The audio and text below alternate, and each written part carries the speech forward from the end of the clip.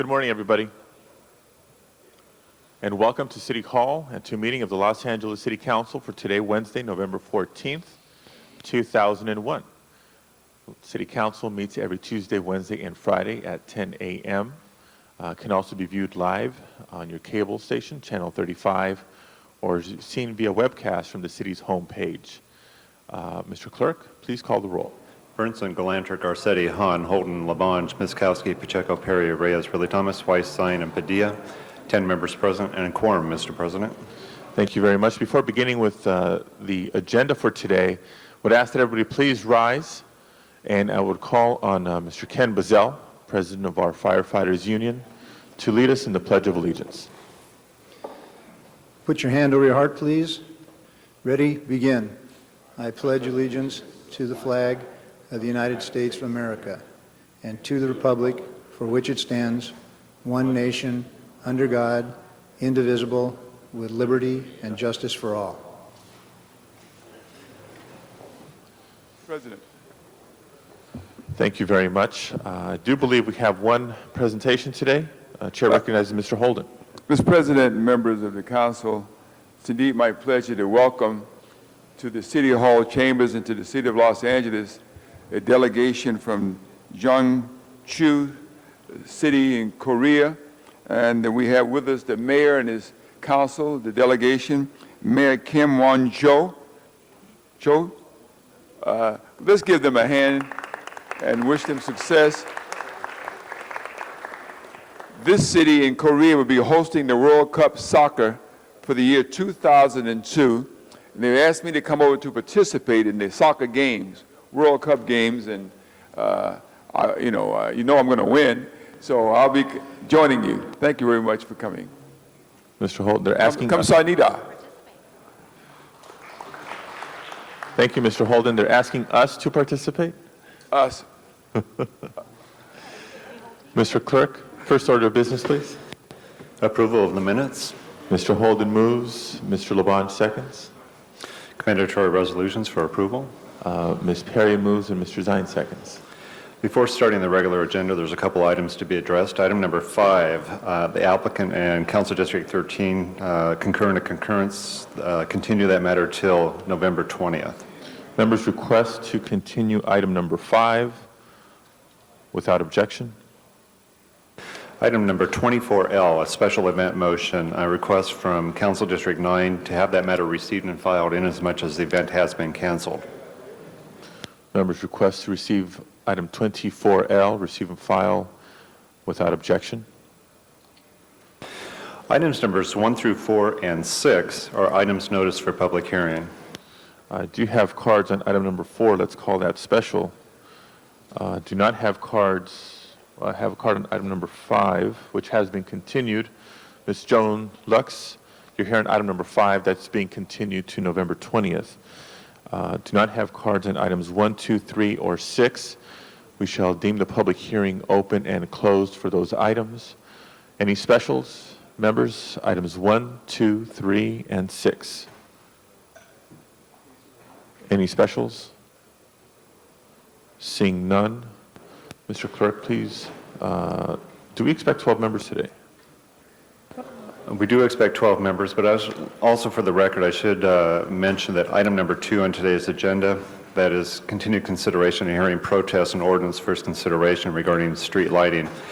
The Burnett Avenue and Knapp Street number 2 lighting district failed, and there is an abandoning ordinance on the file. Ingomar Street and Etowanda Avenue number 2 lighting district did pass, and so there is an assessment ordinance on there to be adopted. Shall we hold any of the ordinances on the desk awaiting 12 members, or proceed with first consideration votes? You may wish to take a vote and reconsider if you do get 12 members. Okay, then let's open the roll on items 1, 2, 3, and 6.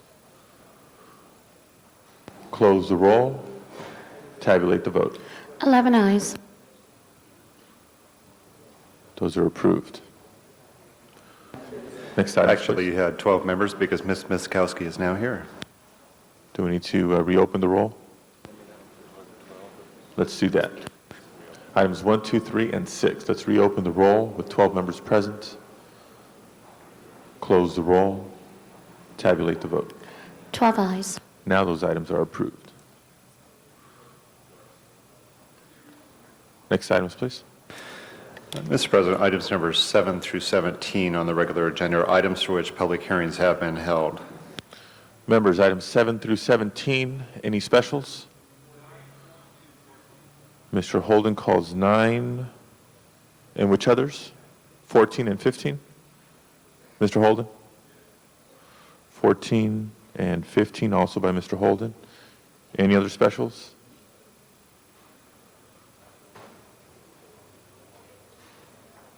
Any other specials? I have 9, 14, and 15 called special. Seeing none, Mr. Clerk, please open the roll, close the roll, tabulate the vote. 12 eyes. Those are approved. Next items, please. Items numbers 18 through 35 are items for which public hearings have not been held. And I do not have requests from members of the public to speak on those items. Ms. Perry? Yes, Mr. President, thank you. Item 33, I would like that referred to Transportation Committee, please. Members request to refer item 33 to the Transportation Committee. Come out of committee. Mr. Holden? 30 days, maybe? 33. You want to see it back here in 30 days, Yeah, maybe? and have it come back. Yeah. I think she's saying Any objection to that? with 30-day cap On item 33, any That's objection correct, to referring yes. to the Transportation Committee? and a 30-day cap to return to council. 30 With Day a cap. commitment to return to the full council Yeah. within 30 days. Yes. Right. Does not hear objection from the chair of the committee. Mr. Garcetti, on this item? Wait. 25 called special by Mr. Mr. Garcetti. President, item number 33, the motion would be to continue at 30 days in council and then in the interim refer to the Transportation Committee. That is a motion before us without objection. That shall be the order. Mr. Zine? 21 Mr. Zine calls and 21 29. special 21, 29. and 29 special. 27 called special by Ms. Hahn. And 32 special. 32 special by Mr. Holden. 34 called special by Ms. Misikowski. Any other specials? Mr. President, Mr. we Mr. received Holden. file number 24. Request to receive. 24I. 24L has been received and filed. What does I represent? Any other specials? 24I. Thank you, Mr. Holden. Mr. Clerk, on the balance of the items, please. Please open the roll, close the roll, tabulate the vote. 12 eyes. Those are approved. Next item, please. That brings you back to the items called special. Item number 4 was called special inasmuch as you do have cards on that matter. Item number 4, posted for public hearing. The council calls forward Mr. Marshall Diaz, to be followed by Sandra Figueroa Villa and Sarah Hayes.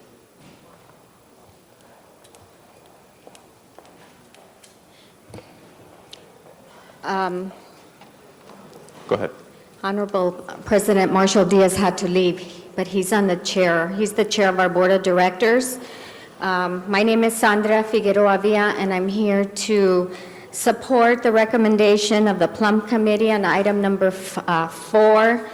Sarah Hayes is our consultant with One Company Architect here to answer questions if you have any. The rest of the cards are all in favor of the motion. If you'd like to hear them speak, or in the interest of time, they could all stand up if you prefer. Sure, it's their prerogative. Or do you want to if they hear want them? just be It's up to- recognized. Do you want to be recognized? Stand up if you're in favor of the project. These are community members and a couple of staff members who now work for the agency and that have been involved in the process. Okay. Well, we appreciate you coming down here, and a good show of numbers. If you do wish to speak, you're more than welcome to. If not, we do have your cards and your names for the record, and we can proceed with taking action on the item. Thank you. Okay, and just for the record, let me read the names. Ms. Sarah Hayes, Mr. Robert Aguayo, Mr. Vincent Rodriguez, Ms. Gloria Jimenez, Ms. Lydia Martinez, Mr. Pedro Barajas, Mr. Eric Navas, Mr. Juan Novi, Rosie de la Riva, Gilbert Fernandez, Frank Browning, and Cristina Rodriguez. Thank you all for being here. I believe this concludes the public comment period on this item. Members wishing to speak, Mr. Garcetti. Thank you, Mr. President. Colleagues, I urge you as well to support this motion today. We've worked with the community, and there was originally some, I think, opposition that was going to be here. It didn't come to plum, and they haven't been here as well, so the community, I think, has spoken, and we're working very closely on this badly needed project in the community to ensure that our young people have opportunities. I want to thank you for coming down from El Centro today, taking time out of your busy schedules to be here, and I urge everyone's support. Thank you. Thank you, Mr. Garcetti. Other members wishing to speak on this item? Seeing none. Mr. Clerk. President, I understand that there is a modification to the report to adopt the findings of the East Los Angeles Area Planning Commission and not the zoning administrator in this case. Is there a motion from the floor to do that? Mr. Garcetti, is that your motion? So moved. And we can take a vote on item number 4 as amended. Please open the roll, close the roll, tabulate the vote. 12 eyes. That is approved. Next item, please. Mr. President, item number 9, called special by Councilmember Holden. Mr. Holden, item number 9 now before us. If I can ask you to push your button, please. Thank you. Mr. President, item number 9, I think, is similar to the spray can ordinance that we adopted, 1990, almost 12 years ago. And what we did then is to require that the spray cans be locked and a lock and key in the cabinet, and also further required that it be signed for and you have to be 18 years of age. I would think that if we had the same kind of problem with this glass etching product, that you probably want to just have the same ordinance in total, Ms. Misikowski. No, it doesn't. It doesn't. Does it say locked up? Does it say sign for it? You got 18, but you don't have to sign for it. See, I think the other ordinance requires that you sign a statement that you are over 18 and that you are purchasing this product so that for, sort of additional safety requirements. If you want that, fine. If not, I think it should be similar too. So if you want to amend it to be compatible with it. Huh? The ordinance is ready to go, and it was done by the city attorney on a similar model. The city attorney's done a lot of ordinances. Doesn't mean that much, but, if you're going to adopt an ordinance, one week ain't going to make any difference. If I withhold, it's going to take another week anyway. But the fact of the matter is that you want to have the best you can get, I would think. It's up to you. The police department, the city attorney said this is the best, that they brought this in and recommending it. Go ahead. I withhold. Thank you, Mr. Holden. Ms. Misikowski. Thank you, Mr. President. This was drafted by the city attorney and drafted on the same model of the issue of spray paint and cans available to minors. Members of the council, I think we've all seen this hideous new form of graffiti. I have some pictures here which I'm happy to pass around, which show the etching, the glass etching cream that goes on a window. And unlike spray paint and a can, it can be painted over, or in some cases it can be washed off. This cannot. The only way that a glass, once etched like this, can be treated is to remove the pane of glass.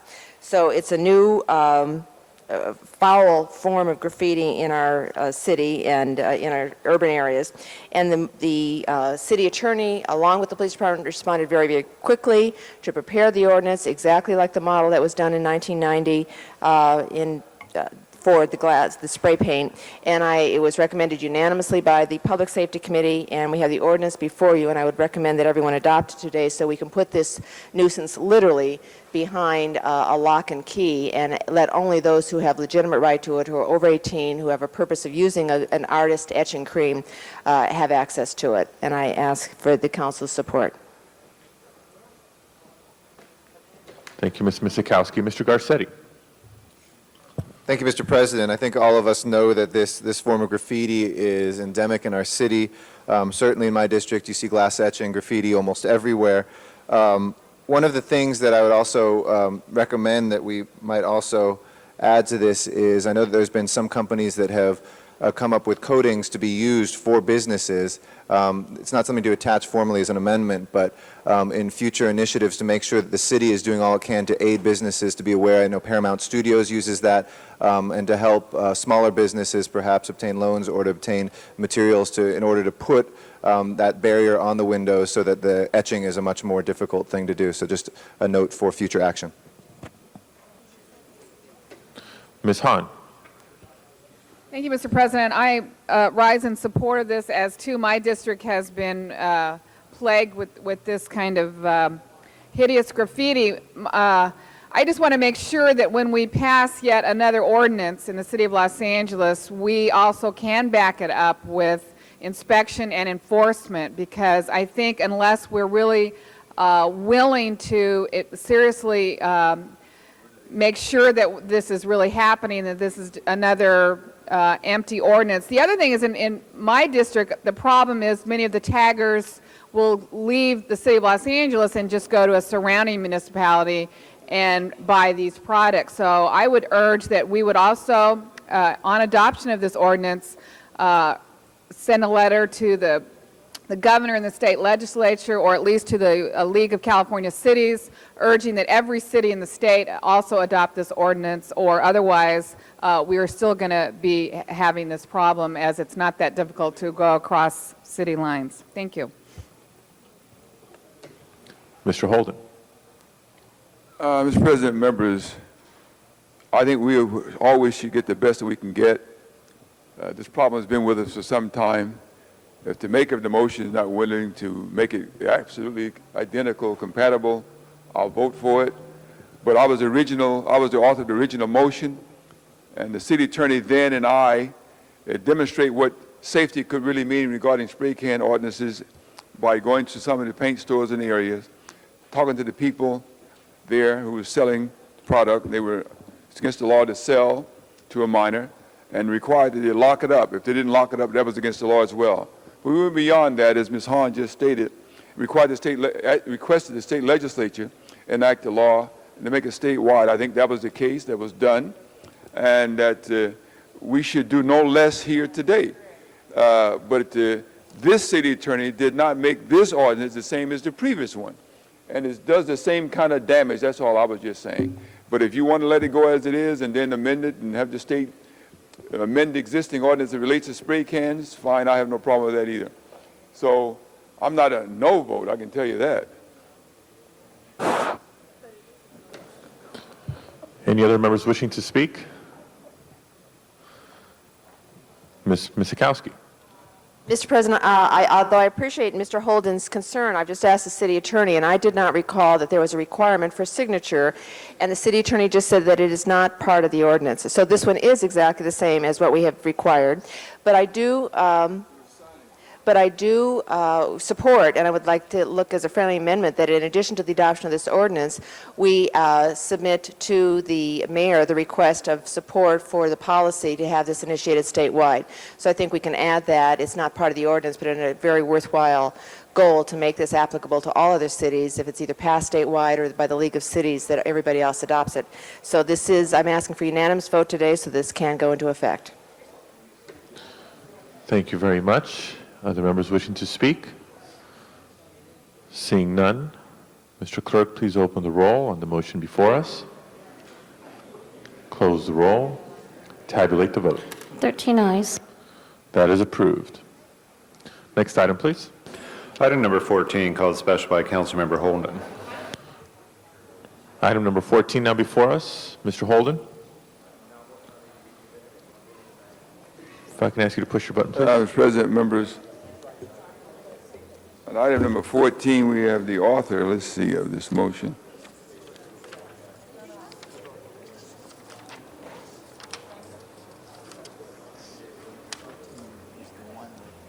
I know, but the pipeline.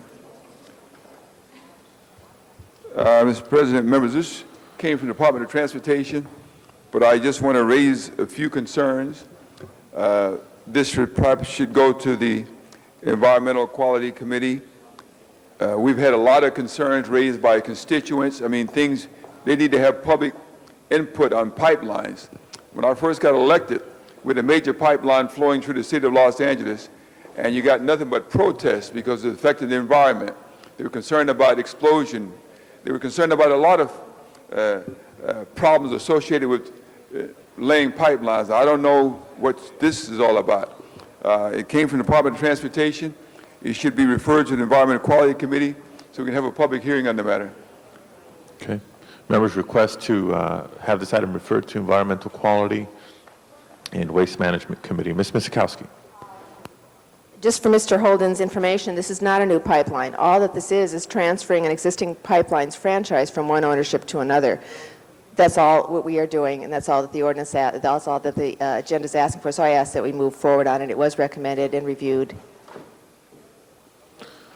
Mr. Zine.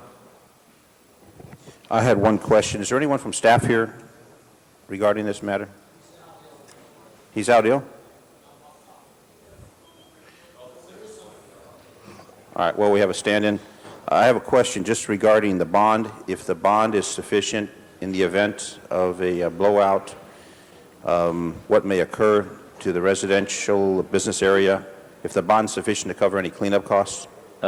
Yes, Councilman, and you brought that up in Transportation Committee, and we were, I believe there was an amending motion by Councilman Ed Reyes for us to go back, and it is sufficient, and we were going to go ahead and look at the bond issues for the others. It was raised, but has it been resolved? We're looking at that, and we were reporting back to the committee, but it was sufficient for this. It was sufficient. The current bond is sufficient Yes. to cover our cleanup costs Yes. in the event of an incident? Yes. Okay, thank you. Thank you. Mr. Burnson. Yes, members of the council, I think this has pretty well been covered now, but this is merely a transfer from one party to another. All the safety things have been taken into consideration. The bonds are set, and I would ask that we move forward today on this, and I'd ask for an aye vote. Mr. Holden. For clarification, the installation of these pipelines, which is going to be transferred, are they in the same right-of-way, or are you changing the right-of-way of the pipeline installation? Same right-of-way, Councilman. Same right-of-way? Same right-of-way. Oh. No new construction. No new construction? No new construction. Okay, fine. With that, Mr. Holden, did you still wish this item to be referred to your committee? Okay, so Mr. Holden withdraws his request to refer this item to EQ. Any other members wishing to speak? Seeing none, Mr. Clerk, please open the roll, close the roll, tabulate the vote. 13 ayes. That item is approved. Next item, please. Item number 15, called special by Councilmember Holden. Mr. Holden, item 15.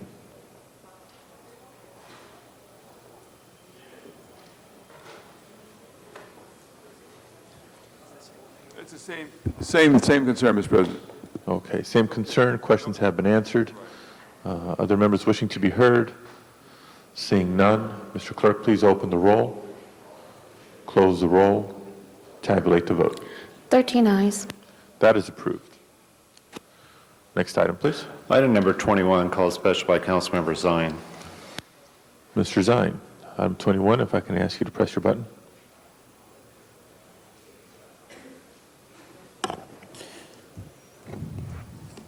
Yes, Mr. President, colleagues, thank you.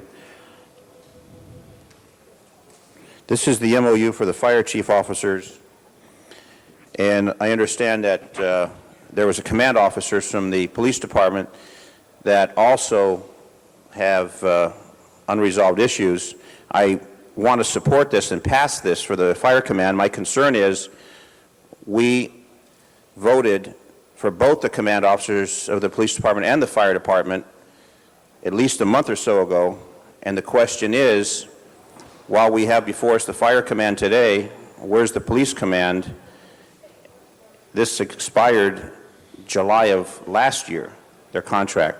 So is there anyone who can answer what the delay and what the problem is for the command of the police department while we have the fire department here today? There's staff here from CAO's office to answer the questions. I'll hold your time, Mr. Zine. Thank you. Mr. Fujioka.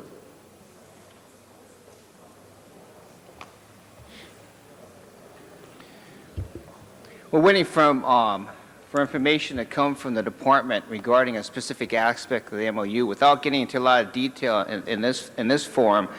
I understand we have a meeting with the department, if not the end of this week, but the beginning of next week, to hopefully resolve the final issues. It was our intent to bring both of these MOUs forward at the same time. Unfortunately, there's some language issues related to police command officers MOU that must be resolved or addressed by the department before we can bring it over. Do we have a time frame when that will be resolved? Because didn't this contract expire July 1st of 2000? Yes, it did. And while we're going forward with the fire command, which is also behind schedule, what's the delay for the police command, captains and above? Well, again, without getting into the time frame to complete that, so we be able to again move this forward for their Yes. compensation benefit package. We'd like to bring it forward within the next couple of weeks. We're very, very anxious to close out this MOU. And the delay is where? In the writing, in the writing of some language changes related to a specific article in the command officer's MOU. And we're hoping that the department can finish those changes in the next week or so. And if they can't, then what happens? Since we voted to approve the contract. See, my concern is we vote as a body to approve these MOUs, and then somehow it gets bogged down in a system, and nothing's getting done. And we'll push the department. We'll contact them this afternoon. I'm sure their representative here will also talk to the chief about the importance and the urgency to finish this. Okay, thank you. Okay, thank you. Thank you. Thank you, Mr. Zine. Any other members wishing to be heard on this item? Seeing none, Mr. Clerk, please open the roll, close the roll, tabulate the vote. 13 eyes. That is approved. Forthwith to the mayor on that. Next item, please. Item number 25, called special by Councilmember Garcetti. Mr. Garcetti, item 25. Thank you. Colleagues, this is a wonderful initiative. I know a lot of us think about transportation. We often think about it just as us getting inside our cars, but in a lot of the lip service that we give to multimodal transportation, this begins to really put into writing an update to the bicycle plan, which has been out there, but gives us the incentive also to begin to implement it so that we can think about transportation in a multimodal way, especially as we continue with the bikeway along the LA River, as we begin to look at bike commuters that can come all the way into downtown, the wonderful bike bridge that I know Councilmember Labange has helped so much to realize as well. These are each important components to us getting out of our cars and actually getting on to other things like the Red Line. That will be an important piece of this, and I just wanted to applaud this. I also think that it makes some sense for DOT to be working closely with the planning department as well to make sure that we look at bicycle ways and a master bike plan as an important part of our transportation infrastructure, but also as part of our planning and land use management as well. So just a note that I'd like to ask the department to make sure they're working closely as well with the planning department. Thank you. Thank you, Mr. Garcetti. Other members wishing to be heard? Seeing none. Mr. Clerk, please open the roll, close the roll, tabulate the vote. 13 eyes. That is approved. Next item, please. Item number 27, called special by Councilmember Hahn. Ms. Hahn. Thank you, Mr. President. Colleagues, I have a motion before us today, in my opinion, that is important for us as a local governing body to approve.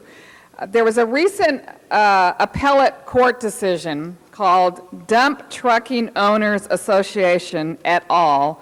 Versus Gray Davis et al., which nullifies California's statutory plan authorizing local governments to enact their own safety-related truck law. And what this does, it means that California cities and counties will no longer be able to regulate truck routes and cargo. And many of you have heard me complain over the last 4.5 months of badly behaving trucks in my district, particularly in the community of Wilmington. And most recently, you supported me when I instructed our Department of Transportation to actually put up a cement barricade on a street in Wilmington just to prevent trucks from traveling down a residential area. This severely limits our ability to regulate truck traffic in our own city and our district, and I would ask that you would approve this motion. What this motion does, I'm requesting that the city attorney immediately write a letter to the California Attorney General urging him to appeal this recent ruling. I'm requesting that our city attorney look into the possibility of filing a friend of the court brief on this matter. And I'm requesting that we contact the League of California Cities to alert every other city in the state of California to this recent court ruling and the impact it would have locally on their ability to regulate what happens in their own city. So I ask that you support this. I need help in every way I can locally to prevent badly behaving trucks from trampling over the rights of the residential communities of Wilmington and San Pedro. Thank you very much. I ask for your aye vote. Thank you, Ms. Hahn. Mr. Holden. We just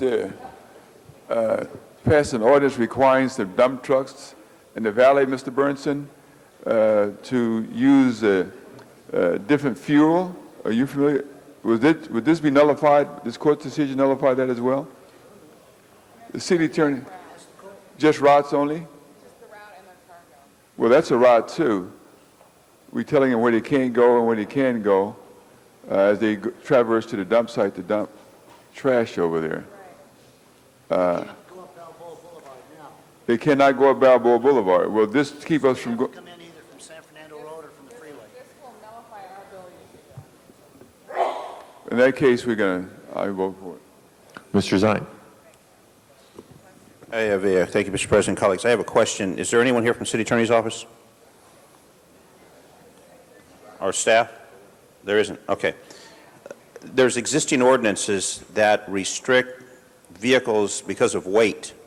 Did this court decision strike that down, or does it exempt dump trucks from those streets that are currently restricted with weight? Because there's a number of streets in the city that have weight restrictions, and maybe provisions could be made to establish the weight restriction in the areas that you have a problem with in your district. But if that's been struck down, and I'm not familiar with this case until I just read this morning, does anyone have an answer to that? Maybe a way to help solve the problem. My understanding is that our ordinances now are limited strictly to weight. Now, we don't specifically prohibit a specific type of truck. It's strictly related to the weight of the vehicle. And now, I don't know whether this affects that or not, if it's based upon weight, or if it just wipes out our ability to restrict. If it wipes out our ability to restrict, then we certainly have to oppose it. Again, and in my particular instance, it's not about weight. It's about truckers trying to find the quickest route to the Port of Los Angeles and going through residential areas. So that's where we've restricted them. But this, you can't pick out. But see, how it could be used is the weight restriction would then prevent them from traveling on those thoroughfares unless they were making a pickup or delivery, which is the existing LAMC that governs that. And if they were not making a pickup or delivery on that particular thoroughfare, they would be in violation of a code, the municipal code, and they could be cited, which may be a process if this case doesn't strike that down also. I know they're saying you can't restrict the dump truck, but we currently have rules that restrict weight on certain streets. So I'm thinking that might be a solution.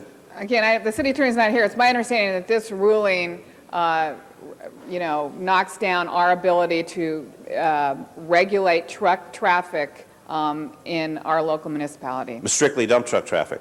No, all trucks. All truck traffic. Right. I wish we did. I did. I actually requested the city attorney to be here, and they denied my request. If you wish, Ms. Hahn, we can hold this item on the desk and Could we, have the city attorney I'd like to come find an answer to it. after Could closed we hold it session. on the desk with your permission to get some answers from the city attorney's office? Yeah. I mean, I support what you're doing. I'm trying to find out if it's going to strike down these other provisions we have to protect the neighborhoods. And you'll get more interested in it if it does? Yeah, what? You'll get more interested in it if it does? I'm already interested in it because you want it. Okay. Before proceeding to the next speaker, Mr. City Attorney.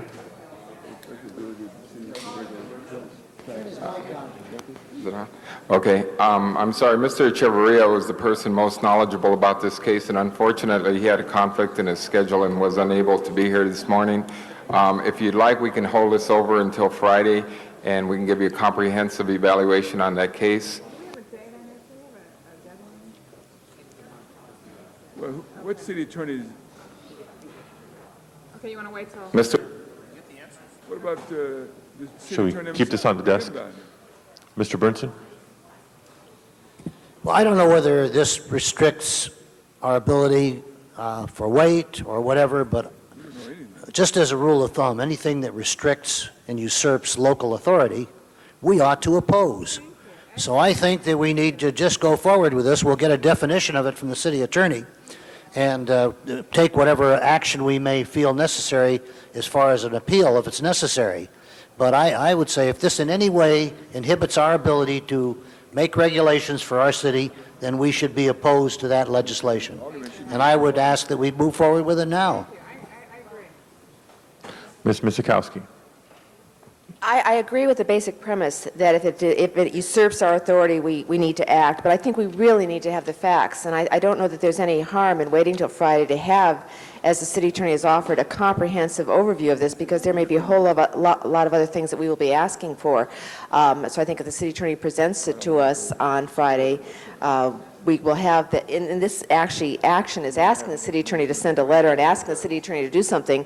I think we should hear from the city attorney about what they have done so far. They may have already been in touch with other municipalities. They may have brought it up at the League of Cities. And I just think we should act in a little more informed manner on this. And I don't know that one day, in as much as we're not taking an action ourselves right now, but just asking for some consultation on it and only asking our city attorney to urge the attorney general to do something, that one day, unless there's a time limit on an appeal at the state level. We have to file this by the end of the month, and actually in my discussions with Pete, the city attorney has not done anything on this. We were the one that brought this to his attention because of, again, the problems I'm having in my district. This was a big blow to me to think that now no longer will we be able to, again, regulate routes within our own city of where we want trucks to be traveling. I agree, and that's why I think the city attorney needs to be here to present it to us. I mean, I have no problem. We want to act on this and still ask on Friday that the city attorney comes and gives us a more comprehensive analysis, because we really need to hear the city attorney's view as to what law this has violated or what law it has usurped and how we need to deal with it, as I say, in a comprehensive manner. So I have no problem in adopting this today and asking the city attorney to be here on Friday. Mr. Holden? Unfortunately, Ms. Misikowski said exactly what I think I was going to say, but she did. It's all right. And that is, adopt the proposal, send it forthwith to the Attorney General today. Today. Also, for Mr. Zine, leave on the calendar for Friday for a full discussion from the City Attorney regarding the effects of the decision of the court as relates to our existing ordinances. And I think that's, I'm sorry, what did you say? Huh? That's okay. That's good. Okay. Is that all right with you, Ms. Miskowski? The motion is to continue until Friday. No. The motion is to approve it today. To approve it today and request the city attorney briefing on Friday. Okay. Thank you for that clarification. That's okay with the author of the motion? Any other members wishing to be heard? Mr. President, it's somewhat problematic to adopt something today and then have it also continued. If that is your desire, we'll place the same matter on the agenda for Friday on the continuation agenda. And it's a request to ask the city attorney to write a letter to the attorney general. It's also asking the city attorney to review whether or not the city attorney will take action. So it's that review that we can have reported back on Friday. I think it's consistent with everything in the motion. Okay.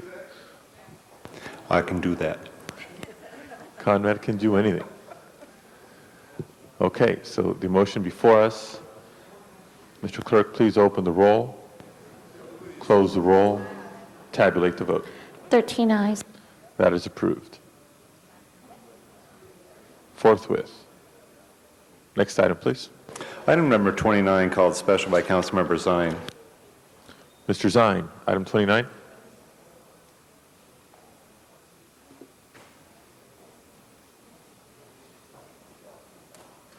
Thank you, Mr. President, colleagues. I don't know if this is going to be an open or closed session regarding the agenda. I have no problem doing an open session. If the clerk can advise me on that. If you want to get into the merits of a case, then I believe closed session is appropriate. If you're just going to comment generally, I don't believe you need to. Well, it does deal with litigation that has been filed against the city. And then the other part deals with the provisions of the proposed contract. So it generated out of a closed session meeting regarding litigation, and that's why we're here today. So I want to make sure that we're doing it properly. Again, I have no problem doing an open session. I didn't want to violate any of the rules since it generated from a closed session agenda. I think the general nature of the lawsuit is clearly a closed session discussion, and we should have that in closed session. They are two separate items and shouldn't be discussed together. If we could go into closed session and discuss the lawsuit and the nuances there too, and then I can give a report on the Infinity contract in open session if you choose to. But I think we should go in closed session first on the whole item. Your pleasure, Mr. President. Well, Ms. Misikowski also wishes to speak. Yes. Just a clarification, the motion today, if the council adopts it, is to ask the city attorney to schedule a briefing in closed session. So I don't think that, it may have been Mr. Zine's intent that we would have that discussion today, but the motion basically says to request that the city attorney schedule it. So I think that we should act on this today and schedule that closed session with the city attorney. Mr. Deaton has just indicated something I think contrary to the intent of this motion, and we should have the city attorney here to discuss what the ramifications might be able to be in closed session. And so I think we should act on this today so we can have that briefing by the city attorney in closed session and schedule as a closed session matter at the soonest possible date. Because we were told at the time, the motion directed the city attorney representatives that were involved in the different aspects to be here, and there was supposed to be more than one city attorney represented, and I don't know if they're here. Mr. Deaton?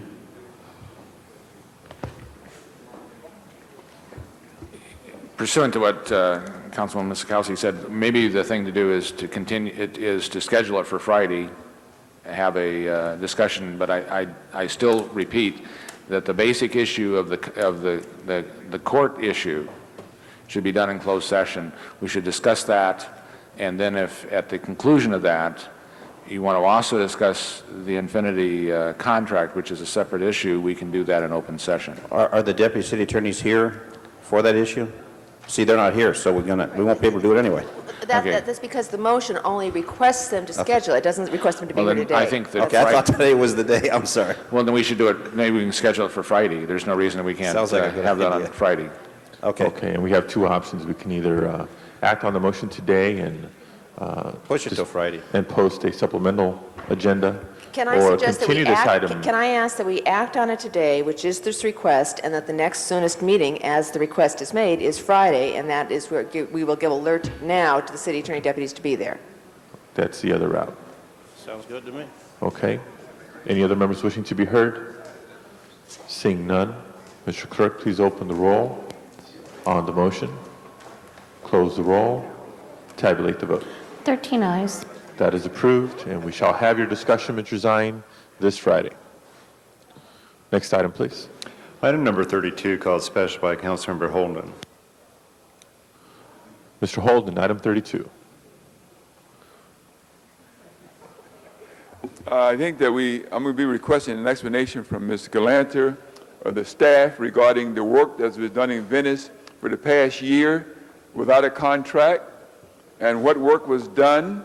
Was it, what was the initial contract, and why do we need to add to the contract? Why should we pay them for work that was done if they did it without a contract, and by what authorization? That's why I raised the question. Ms. You hold my Galanter? time, Mr. President? Mr. Holden, let me try to answer that, Yeah, go but ahead.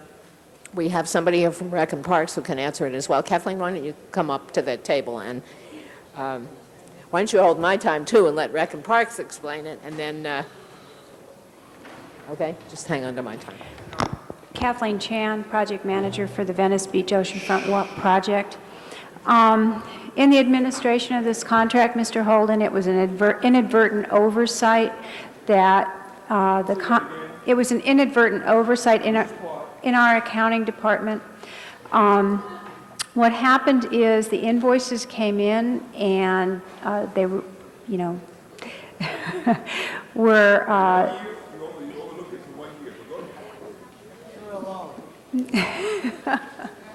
well, I mean, you know, it does sound horrible, but in our efforts to get this work designed and done and in place in a timely fashion, the consultant was working as quickly as possible, and the invoices came in after the work was actually completed and after the contract had, in fact, expired.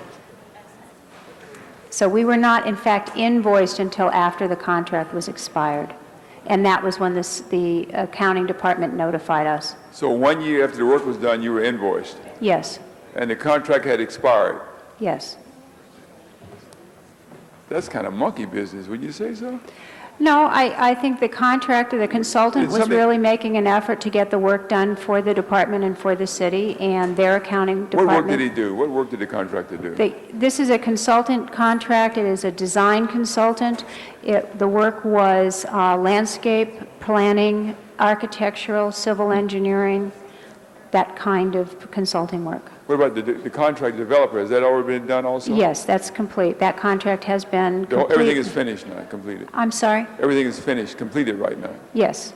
including design and construction, development. We have one portion of this contract that is not complete. The consultant is still completing the design work for the Venice Beach bike path. He has stopped work pending approval of the supplemental The agreement. same designer. Same design consultant. How much are you paying him? I don't have the report in front of me, but I believe it's something on the order of $600,000 total for all of the work. $600,000? This was a 17... Draw some bike paths? No. This is the total consultant contract, sir. It is $17.5 million construction project. Was this RF, was it go out for a bid or was it just selected? How was this contractor selected? The design consultant was selected through a process where the consultants were solicited through our design files. There was an active participation process with the community in the selection of the designers, where we whittled it down to 7 firms, interviewed 7 firms with a So he was from the community, and the community was involved in Yes. selecting this Yes. designer. Oh, boy, that's costless. It's done now, Ms. Galante, but I could have used that $600,000 in the Ebony Showcase, been done like that. Well, as I said, Mr. Holden, I'd like to invite you to Venice Beach to come and see what we did with the money. It's a fabulous project. What we learned in the course of using this contractor, the first thing we did was send the contractor out to meet with the community. Let me remind you, we're talking about Venice. In Venice, meeting with the community is a challenge. And they did extremely well. They had they did a series of workshops, invited everybody, not just people from Venice, but it was mostly people from Venice who showed up. And in the course of this, the community asked for a number of additions to the project beyond what we had already funded. What we're talking about now, what we have yet to complete, is the pieces that we couldn't get done under the first coastal permit because it simply takes longer to design them. This is a second path on the beach so that the bicyclists and the roller skaters will not run into each other if they do what they're supposed to, and a skating area that the skaters are helping us to design. I have to say, this firm was great. They were really committed to the project, and they were so busy doing the project that they didn't tell us until way after they should have that these invoices were languishing, or we could have taken care of this a long time ago. The reason I brought in the motion and the reason that I urge your support for it is that they have done the work. They're very good. They're doing other work for the city in Ms. Hahn's district, and I hope they're getting paid. And these are the kinds of firms we want to keep working for us. when they do well, we ought to make sure they get paid. Actually, if we owe them the money, we ought to make sure they get paid. When they do well, it's especially important. Other members wishing to speak on this item? Seeing none, Mr. Clerk, please open the roll, close the roll, tabulate the vote. 12 eyes. That is approved. Next item, please. Item number 34, called special by Councilmember Miskowski. Forthwith on item 32. Ms. Misikowski has departed. Other members wishing to speak on item 34? Members, item 34. Mr. Clerk, please open the roll, close the roll, tabulate the vote. 11 eyes, 1 no. Is that Mr. Weiss?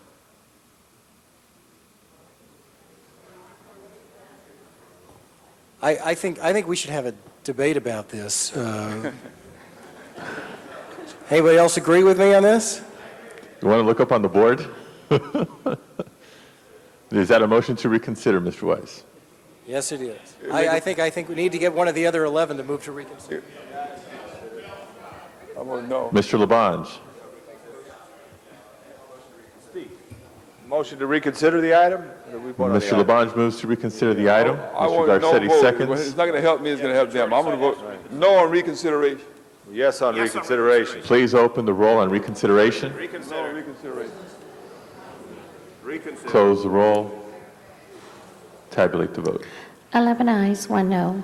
The item is reconsidered and back before us. Mr. Labange on the item. Now, Mr. President, members of the council, this is an issue that is being discussed at the county, being discussed at the state level. I think we should follow suit what the county does or what the state does, which would be 3 terms as opposed to 4 terms. And I just think we should look at it in that direction. I think it's. I think the voters, and having just gone through that cycle, are very in tune with this issue. But I think if we go to 4, that may seem like it would be longer than what I think is the will of the people. So I would prefer to see it be 3 terms as opposed to 4. Thank you. Thank you, Mr. Labange. Mr. Holden. The author of the motion, I would say that if you're going to go that way, let's go no-term and leave it the way it is. The vote has already spoken. So let's leave it be 2 terms. I'll withdraw my motion, and there'll be no problem. Now, if you want to discuss and have some addition to this, then you have to be open-minded, or there'll be nothing. Now, let me explain one thing to you. I talked to a person from a major newspaper yesterday, and I talked about 4 terms or no terms. They said, we've had a lesson, we've learned there should be no term limits. And they're going to edit, it is going to be on, one or the other. No term limits or 4, so they have a choice.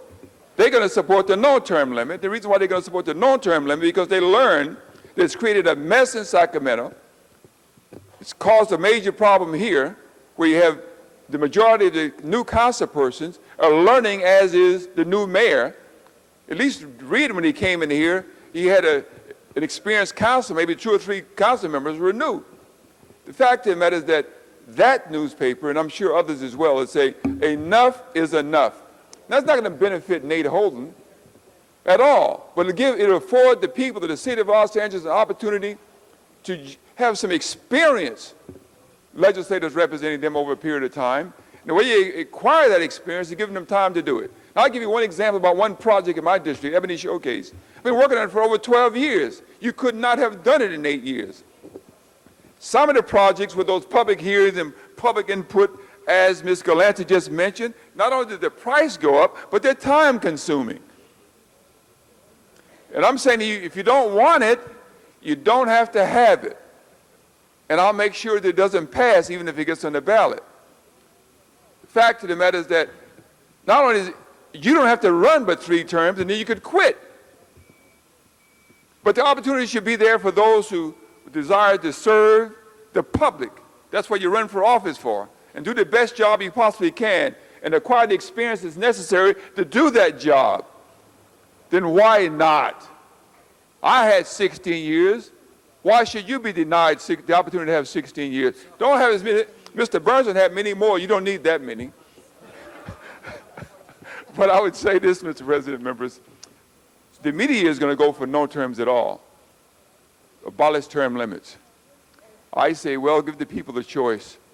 They can have 4 terms or no terms. 4 terms seem like it's a lot, but it really isn't. 16 years have come and gone already for me, and you should be entitled to that amount, in my view. For those who signed the motion, you did. Let it ride. If you don't want it, I'll withdraw it. It's simple. No skin off my back. Mr. Burnson. Well, I appreciate all these efforts to try to, get me to stay a little longer, but but I really think that 6 terms, nobody should serve more than 6 terms, Nate, So anyway, no, actually speaking, the reality of it is that all term limits are bad. Actually speaking, the voters have the ability to limit you to 1 term or less with a recall. And what has happened as a result of term limits is you have turmoil.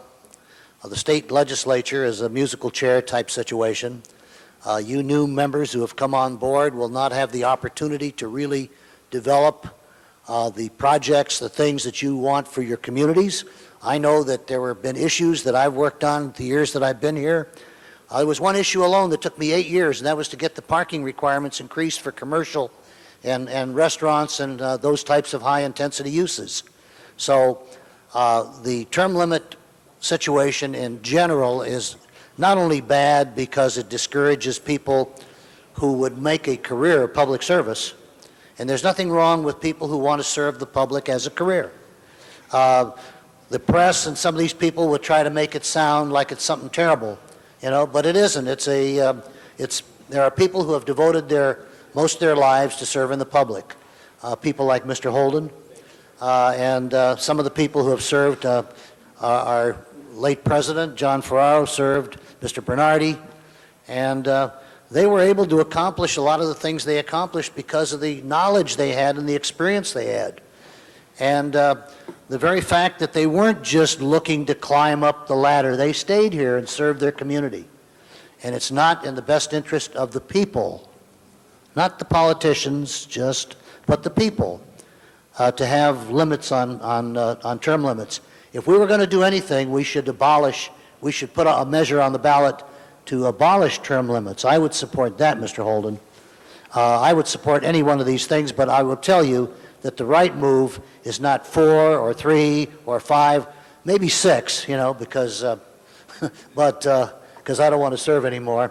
But I think that we should have, seriously speaking, the right measure is to abolish term limitations. Ms. Galanter.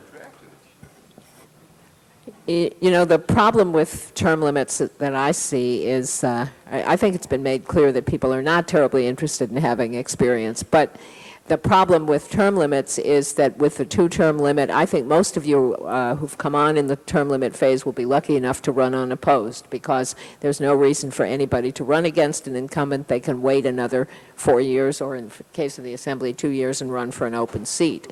And I believe that there have been a number of races lately in which people were unopposed for re-election. Yeah, I did beat an incumbent, but that's before term limits. And it took a number of terms before anybody was able to beat the incumbent. And actually, quite a few of us back in the old days here got on the council by beating incumbents. But I don't think that's going to happen anymore, because I don't think incumbents are going to get challenged anymore. It's too easy to wait for an open seat. So what was intended as a term limit to prevent people like you and me from serving the amount of time that we have, is actually going to turn into, in the city council, 8-year term, 1 8-year term for elected officials in the city, and 1 6-year term for the state assembly members, and 1 8-year term for the state senators. There's just not a lot of serious voting going on. I just want to point out that the typical turnout in an LA city election is somewhere around 15 or 20%. But let's say it's even 30% of the registered voters. 30% of the registered voters take the trouble to go and vote. More of them vote if they get a chance to vote for term limits than vote for candidates. But if you wanted to throw out an incumbent, if half of the people who stay home, which means 35% of the registered voters, came out and voted against the incumbent, they could throw out any incumbent. So I think that term limits is having, as with so many reforms that people enact, exactly the opposite effect of what was intended. However, I believe we put this on the ballot and it's going to fail because the voters still think it's easier to throw people out by term limits than it is to go to the polls and vote, or vote in the privacy of your home with an absentee ballot. And as long as they do that, that's the result they're going to get. So I don't think it matters what the term limit is. People are not going to want to increase it, and it's going to cost us a certain amount of money to do this. I wasn't here yesterday. I spent the day at the Coastal Commission getting through a project that has taken 14 years to get enough agreement on to get it done. It's done now. We got the permit. But it's not clear to me who would be covered by this. Will the people who just got elected be covered, but the people who got elected 2 years ago not be? Will the people who got elected 2 years ago be covered, but the people who got elected 10 years ago not? Right. But what about all the rest of them? What about Cindy, who's the next most senior after all of us who are leaving? The total should be 16 if you're going to go for a term. Ms. Calandra. Well, that'll be written. Ms. Hahn. Thank you, Mr. President. Colleagues, well, I must say thank you, Jack, for at least allowing us to have the debate on this. I think that would have been a big mistake for this to go through without a debate. And this is a tough issue for me personally when you want to talk about people who have devoted their life to a career in public service. You can't have that debate without talking about my dad, Kenny Hahn, who served 40 years, 10 four-year terms on the Board of Supervisors after he'd served 6 years here right on the City Council. So he actually spent 46 years in public service. I grew up thinking it was a noble career. It was a good thing to be in public service. But all that changed in 1993 when the voters in Los Angeles overwhelmingly endorsed term limits here on the City Council, for the City Council and the mayor and the city controller and city attorney. As much as philosophically I agree with what Councilman Holden has said, what Councilman Burton has said in terms of, it will be a great sadness to myself personally to think I only have 8 years to accomplish some things that I think will probably take many more years than that to turn around my own district or turn around a city and put it in another direction. I know that it takes a lot of learning. Several years are under the belt before you can even get a handle around some major issues in this city. But I feel like it's a little disingenuous for us term limit babies to support this. We actually, there will be 8 of us. Well, there's 6 of us now. The other 2 are going to be new members as a result of other reasons, but there's 6 of us who are term limit babies. We're here because our predecessors were term limited out, and we might not have challenged them because they were an incumbent. So we're here. I always said I was always against term limits, but gee, it worked for me this time.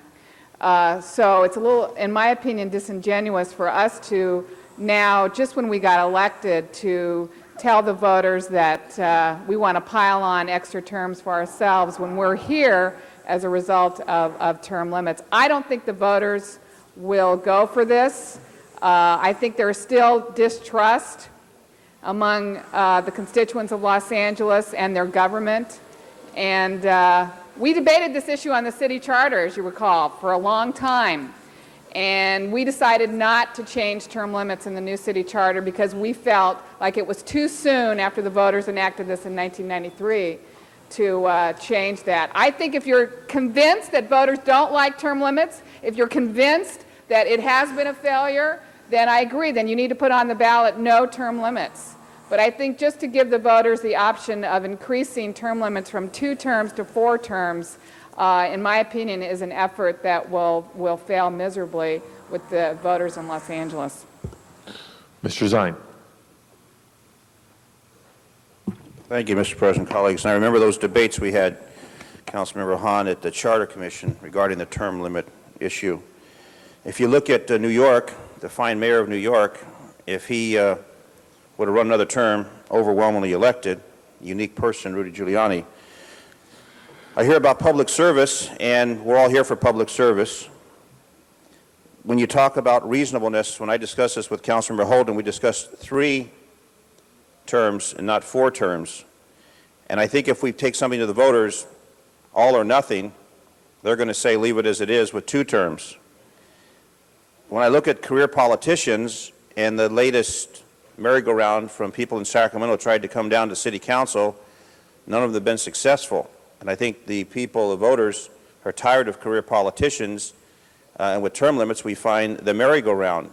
And it used to go from local to state, and now we see people going from state to local, or attempting to, and the last go-around, no one was successful in doing that. So I think the voters, even though there's not that many that are voting, have their opinion, their decision. They like to have fresh blood come in and new ideas and new changes. When I look at the experience, clearly coming into the arena, you have to learn. Rule 16, Rule 23, the procedures, and you say, what's a Rule 16? What's a Rule 23? You learn Robert's Rules of Order. You learn the political process. But one thing I have learned is what the lobbyists like. The lobbyists like to have people that they can have contact with, people that they can support in an election, people that they can depend on. And while John Q. Citizen makes the vote at the ballot box, the lobbyists want to maintain stability for their particular cause and their particular purpose. And while fresh ideas come in, John Q. Citizen doesn't really have the opportunity to meet with their council member to discuss it. Yet the lobbyists have that connection. And if we look at campaigns, where does the money come from? Does it come from lobbyists that want to maintain that? And I know that any of us that run for office, when we go out calling for dollars, those lobbyists pour in dollars to campaigns. So what will term limits do? It'll keep that cycle going through. It keeps the political consultants in action. It keeps the candidates who really want to put their feet to the ground and walk those districts and knock on those doors. I support term limits, and I think they're the reality in our society. Are 2 terms enough to get anything done? I know since we've been here since July, we're working on projects and find the slow government, the bureaucratic government, how we accomplish things. It's going to take 4 years to accomplish some of the goals that we have. And then you've got 8 years, and then you wash your hands and walk away. And the sad part is, on your last term, when you know you're not going to do anything else, you don't even have to show up for work. You don't even have to show up for council, because you're not going to do anything. And the voters don't care, and the lobbyists don't care, because now they've cut the rope with you. So I think we really have to examine it. And I think if we tell the voters we want to abolish it, it's self-serving. I think if we tell the voters we want to maintain some type of experience, and I commend my colleague Nate Holden for the years of experience, and Hal Burns for the years of experience and dedication. Mr. Zine. But that's not normally what happens with the system. Kenny Hahn, another example of a real dedicated public servant. I consider myself a dedicated public servant after 33 years in law enforcement, coming into this warfare mentality. But thank you, Mr. Zine. Warfare mentality. Mr. White. But it's common warfare. Mr. White. It's dialogue warfare. But anyway, I would support, I'd make a friendly amendment if we could to go for 3 terms instead of 4 terms to maintain that experience for 12 years and see if that would work to do 3 terms. Thank you, Mr. Zine. Thank you, Mr. President. Mr. Weiss. Thank you, Mr. President. It wasn't warfare in federal court, by the way. I'm not certain what your law enforcement experience was like. But I first want to say that I, too, commend my colleague, Mr. Holden, and I think we all need to recognize that Mr. Holden has brought this forward with no personal interest or personal agenda of his own. This does not affect him, and it's impressive that he's brought it forth, and he is a credible person to bring it forth for that reason. I have a couple of concerns about what we're doing here, and I'd just like to express them.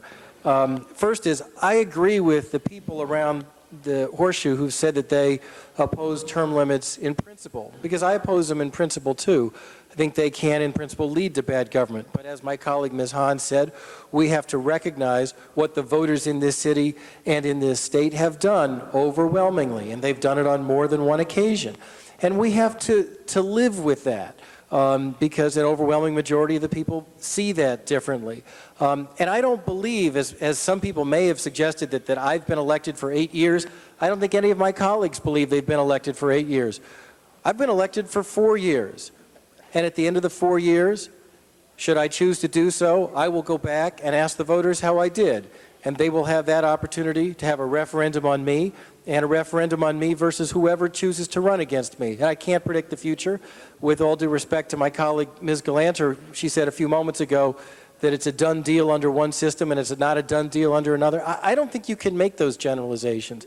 But I do have a concern. It's a practical concern. On the March 2002 ballot, there will be 2 other measures dealing with term limits. Net, they're both going to be around the 3-term area, the state term limits, the county term limits.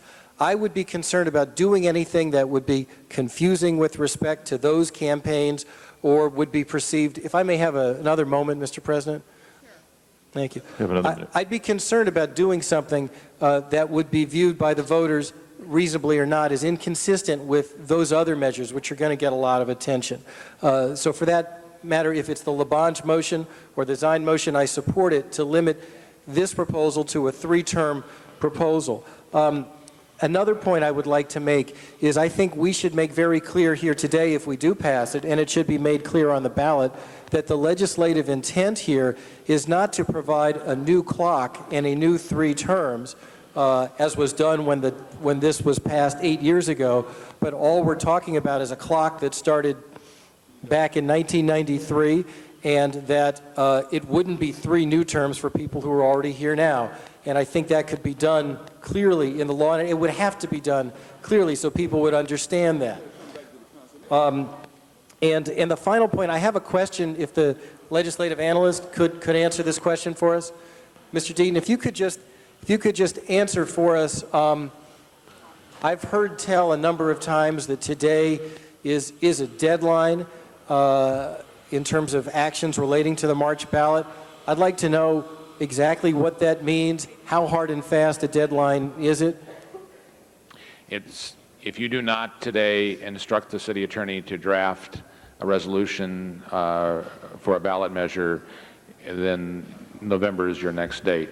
You can, having done that next week, or I forget the next deadline, but if you do not do it today, if you do it today, you can always back off of it next week. But if you don't do it today, it will not be on the March ballot. And Mr. Kerry, what is it? Why is today different from any other day? Why is today the deadline? The city election code requires you to instruct the city attorney by this date. So the city attorney has an opportunity to draft the appropriate language. To consolidate a measure on the state election, I have to be to the county on the 88th day, which is December 7th. Council is in recess that week, so we have an abbreviated schedule. As Ron mentioned, you can make the instruction today. You ultimately have to pass a special election ordinance and a resolution consolidating that election with the county, so you still have an opportunity to not go forward. Well, thank you. Colleagues, if I just may conclude, my recommendation would be that we instruct the city attorney to draft a measure for 3 terms, and that measure state clearly that it's not 3 new terms, and so that people don't get the wrong impression about what it is, so that it's clear that it's narrow, and it's clear that it's consistent with the state and county measures which will be on that ballot. Thank you, Mr. Weiss. And I appreciate your indulgence. Mr. Garcetti. Thank you, Mr. President, and thank you, colleagues, for this good debate. And I'm proud to have seconded the motion to reconsider so we could have the debate. And thank you, Mr. Weiss, for making sure that we did. Quite often we forget to do that here. I think that we need to trust democracy, and what we're doing right now is just that. Democracy is not something fixed. It's something fluid. It's something dynamic. just as the voters have spoken before, going back to the voters to check back in with them, should not be perceived, certainly because of the person who's brought this, as greed. This is merely part of democracy. And if the voters very clearly say, we are 100% behind these 2-term limits again, then we will respect that. And that has been a healthy dialogue to have. It is not, I respect what Councilmember Hahn said, but I don't think it's disingenuous of those of us who came in here to hear those voices that are saying, check back.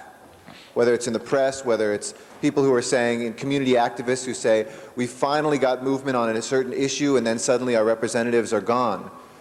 It is not just the lobbyists or, quote, special interests that we should be thinking about. It's also about our communities, because our communities form relationships. And I don't think those relationships should be lifetime relationships. I do think new blood is healthy, and that's why I'm supportive of term limits, not only in principle but in practice. But 2 is short. And I don't say that as somebody looking to serve any more than the next 4 years. Like Mr. Weiss, I know that's how long the voters have elected me to be here, and they have an option to keep that to 1 term and to limit that if they don't like the job. If they do like the job, to continue that. But I don't think that that should go on indefinitely. 3 is probably the wise political thing to do here, simply because the Board of Supervisors is also going to have that, though I think 4 makes more sense for communities, for folks. But remember what we're talking about here. We're not making a power grab. We're not extending term limits here. We are simply trusting again in the democratic process, saying we make changes to the system and we should check back not with ourselves but with the people to see if that's working. Chair recognizes Mr. Holden. Mr. President, members, I've been working with some of these new members since they got sworn in. And all they belly ached about was the fact that they didn't have enough time to get the job done. They'd only been here a short time, and they can already know that. And I got to tell you, this discussion has floored me. Public discussion. Private is what I expected, because it takes more time. Now, we're not trusting each of you individuals to say, I'm for or against term limits. But as an elected body, there are times you should let the voter reconsider if they choose to do so. It doesn't require you to run for office. Nobody sent for you this time. You decided you wanted to serve, and you worked so hard and convinced the majority of the people to vote for you, the ones who were present and voting. What's wrong with that? Now, I must tell you that the tide has changed. The mood of the people, of the voters of this city and state is different. Even the maker of the motion, which brought term limits to us, Mr. Dick Reed, before he left, I thought he had some tears. He said, I sure hate to leave. But I said, Dick, it's your own fault. If you didn't have term limits, you wouldn't have to worry about it. You could stay around for a while. But I think he's got a new goal in mind right now. But I'm saying to you, Mr. Weiss, 3 terms, 2 terms, 4 terms, no terms, let the people decide. And it's not, you shouldn't feel guilty about coming here for 2 terms. After 2 terms, just pack up and leave. Pack up and leave. If the voters decide they want someone with no term limit, they want to keep re-electing them, don't you run. So you've done all you can do in 8 years. If you can't do it in 8 years, you're out of here. Sign that kind of pledge and commitment. But I think it's a height of hypocrisy to say, I won't run for 4 terms if 4 terms are voted on by the people. You know, you don't mean that.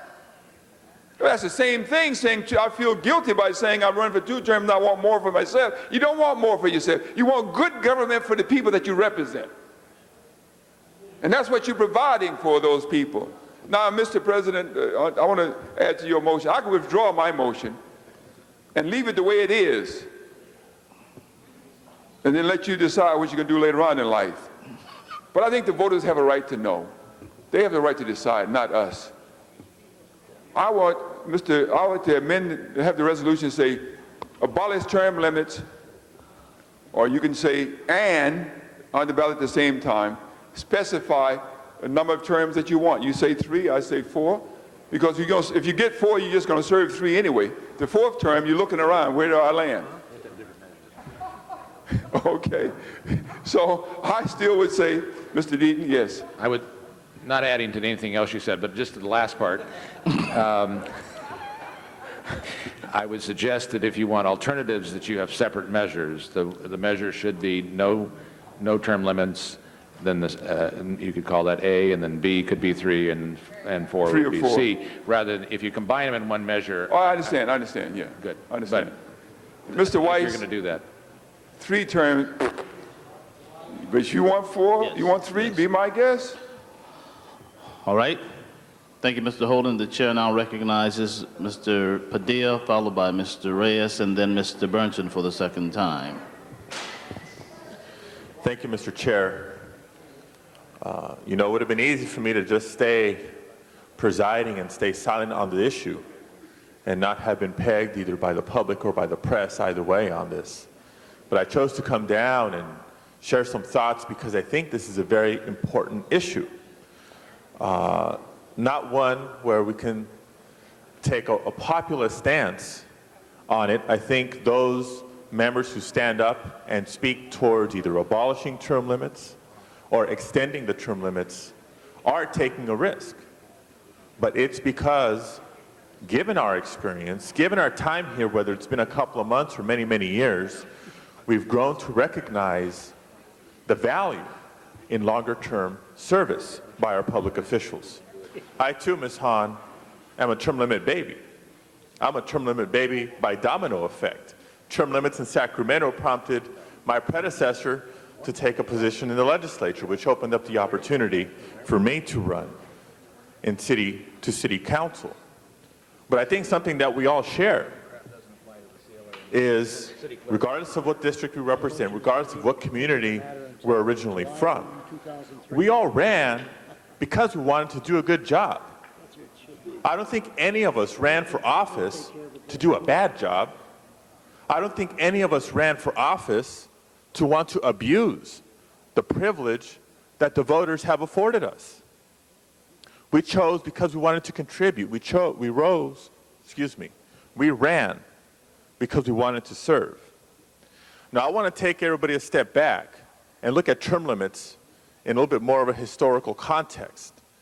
We're feeling the impact of term limits today here in Los Angeles. I view term limits and the dynamic of term limits across this state and across the country in the same light that I view as district elections. There was a time before we had districts, and there was a significant change in governance, a significant change in policy when certain cities went towards district elections away from at-large elections. It was a movement and an inertia across the country that led towards, for example, campaign disclosure and other ethics laws that we have here in the city of Los Angeles. Well, I think the 90s will be known, not just here in Los Angeles, but across the country as the era of term limits, when it was introduced, when it began to take effect, and how we saw it impacting government and governance. I think it's incumbent upon us to learn from Sacramento and look at some of the struggles that they've had. I think they haven't done a completely bad job. I think they've done much better than some people have predicted, but not without their fair share of challenges. I think it's incumbent upon us to look at Washington. And let's realize that there's a reason there's no term limits for members of Congress. Can you imagine dealing with the national security concerns today, the national economic situations of today, if we would have had a turnover in Congress every 4 years or over 8 years? I think our historical knowledge and the institutional memory in Washington is serving us well, given the climate in this country and in this world today. When we look at what brought term limits to us, it was a mentality of throw the bums out. The throw the bums out that comes with any large organization, it was a few bad apples. But in the same sweep to throw the bums out, we also lost a lot of good public servants. Mr. Padilla, you need to close. And I want to conclude soon. I want to rise in support of the motion and in support of keeping it 4 terms. And here's the way I see it. You get your rookie term, your first 4 years, where we're all learning the ropes. The last term, people are known for being lame ducks. leaving you 2 solid terms to do good work. To reduce it to 3, I view that as reducing it to 1 solid term to do your best work. So, Mr. Zine, I'll conclude with this. Mr. Zine made reference to when we first get here, we have to learn what a Rule 23 is and a Rule 16 is and how things get through committee and how to work with departments. That's learning. That's the technical part. I believe that's the management part of our job. Colleagues, I'm asking us to recognize not just our positions and responsibilities as managers of this great city, but as leaders of this great city. And as leaders of this city and our responsibility to the people of Los Angeles with their approval is, in my opinion, to extend the time in which any of us and those who will come after us can serve and devote to the city of Los Angeles. All right, thank you very much. There's Rule 23, Rule 16, Rule 54, and there's a 3-minute rule. Mr. Reyes. How many terms that take, Mr. Chair, to recognize all those More than I care to mention, sir.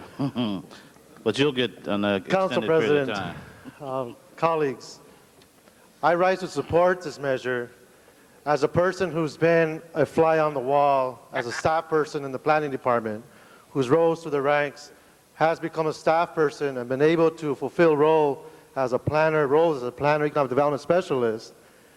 I've been able to see projects go from their conception, from their ideas, coming from communities, and actually see them implemented. I just came right now from a education center where we were able to convert empty lots that were once homeless encampments into a child care center, learning center, housing for seniors. And this took 10 years to put the financing together, put together the infrastructure, put together the interest groups, educate the community, and actually have a real facility that's making a contribution to the community in the Pico Union Westlake area. It took that kind of dedication and time and commitment and institutional memory and knowledge to implement these things. Right now we're facing with issues where we are trying to, on the one end of the city, heal the bay, deal with the issues of the port, dealing with issues with the river. We're trying to convert industrial yards into parklands. This is going to take some major infrastructural changes. We're trying to address ways in which we can harvest our stormwater and ways in which we can preserve our hillsides. All these will take zoning and planning strategies. It's going to take us to engage the federal and state government to bring together resources to make these things happen. And believe me, those of us who have come in and are learning the ropes are going to understand with time the complexity of this, and if you already do, you will. Myself, I'm trying to share as much information as I can, not only for my constituents, but for all of us, so we can land running, push forward the kinds of agendas that we feel are good for our neighborhoods. I agree with the President of the Council, Councilmember Padilla. The 16 terms will give us that ability and that focus. I mean, we're at a point now where our economy is taking a big hit. Our jobs, our issues, and how we bring together new ways to create tourist attractions in our own neighborhoods is a challenge that we have. We have to find ways to preserve our original neighborhoods. And yet we're looking at ways in which we can combine our housing needs with our commercial needs. We're right now challenging the school district. We're displacing homes for schools. How are we going to do this when we're constantly trying to learn how this place runs? We need some stability. I rise because of my passion for what I thought was needed for the neighborhoods I grew up in. I've seen these changes go from conception to reality. And the fact is, Mr. Bernson, I know you've had your time to be in this floor for many years. Give us a chance. But the fact is, we want to make what's best for our communities, and it does take this time. Thank you. Thank you. Ms. Perry. Whether you agree with extending term limits or not, we owe it to our constituents to have the opportunity to review the issue and determine whether term limits work for them. Mr. Ridley Thomas. I move the previous question on the entire matter, Mr. President. Okay, and we do have 4 people still remaining to speak. 4 people wishing to speak? Yes. Well, in that case, Mr. Burnson, I wish to withdraw the motion at your request. Is Mr. Burnson one of them? Yes, he is. Oh, he was going to move the previous question. Okay, Mr. Pacheco, Ms. Han, Mr. Labange wishing to move. Shall we take a vote on this? Or do you withdraw your Ask motion? one question, Mr. President. I just Yes. want to know if anybody in the public has an idea or a comment on this idea we're discussing. I know. I just wanted to ask them. Mr. Ridley Thomas, do you withdraw? Mr. Pacheco? I appreciate the unconventional. We invite the public into the discussion. That's good. What rule is that? That's a good one. Mr. President, That's what new energy and new ideas brings. Mr. Pacheco? Mr. President, I simply wanted to know if we're going to be closing debate, which I don't have a problem with. I just want to know if we have 3 terms on the floor or 4 terms, so I know which way to vote. Because if we have 3, I can support it. If we have 4, I cannot. So just tell me what's on the floor so I know which button to hit. Okay, we'll clarify that as we're going to take the votes. I believe there's All multiple right. motions Mr. before President, us. member, Mr. President. For point of order. clarification?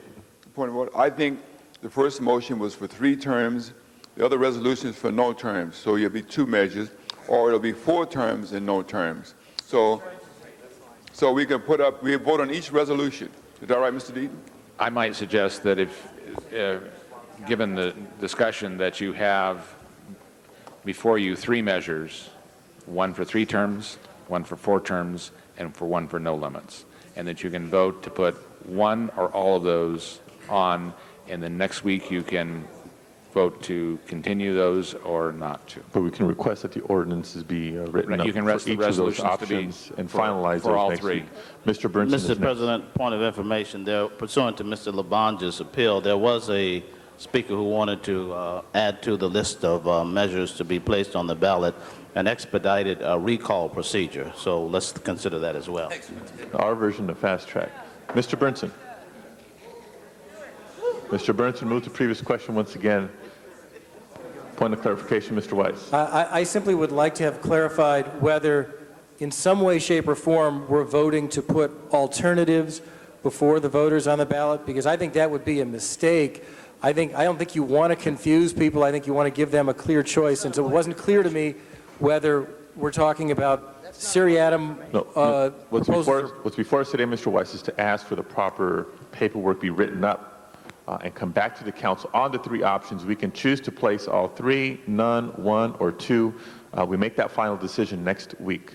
But today, we need to give city attorney instructions to draft that. Mr. Deaton. Yeah, I think to clarify, what I am assuming you're going to act to do is to have 3 separate resolutions, 1 that says 3 terms, 1 that says 4 terms, and 1 that says no limits. Those all 3 separately will come back next week, and you can, and if you don't want to direct the city attorney to do it today, you can not vote for any of the 3, but they are 3 separate measures, and they will come back as 3 separate issues. But the final decision and the final vote Is by the next. council of which or how many, if any, measures to put on the ballot is next week. But no proposal contains within it an alternative. Right. And Okay, just for the previous purposes of question has discussion, been called. Let's take a vote on the previous question. I have Ms. Han, Mr. Labange, Mr. Weiss, and Mr. Zine on the list. Previous question has been called. Let's take a vote unless Mr. Burnson wishes to withdraw. No, he was calling the previous question. So we're saying all 3 options? Okay. On the previous question, this is to end discussion. Mr. Clerk, please open the roll, close the roll, tabulate the vote. 11 ayes, 1 no. Okay, that does end discussion.